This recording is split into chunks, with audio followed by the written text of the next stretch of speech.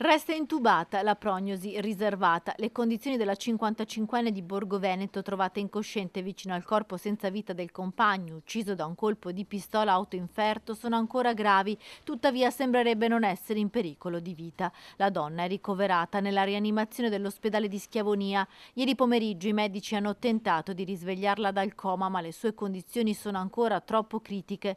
Nel frattempo sono stati effettuati accertamenti e analisi tossicologiche che hanno dato tutte esito negativo. Ulteriori esami verranno effettuati anche nei prossimi giorni, in attesa che si risvegli. Esami tossicologici che verranno fatti anche durante l'autopsia sul corpo di Silvano Vigato. Il 65enne è stato trovato in una pozza di sangue nella sua abitazione. Si sarebbe sparato un colpo al petto con la sua pistola legalmente detenuta e ritrovata accanto al corpo. La procura di Rovigo ha aperto un fascicolo per istigazione al suicidio e lesioni personali aggravate. Al momento non ci sono indagati, anche perché resta un mistero cosa sia accaduto all'interno della villetta di Via Rossini.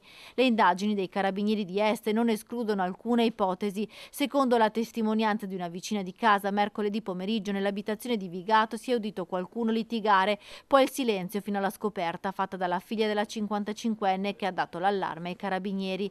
Un sospetto iniziale era quello di un possibile malore della donna alla vista del compagno che si era tolto la vita, ma non si esclude nemmeno che possano aver assunto qualche farmaco o sostanza nociva.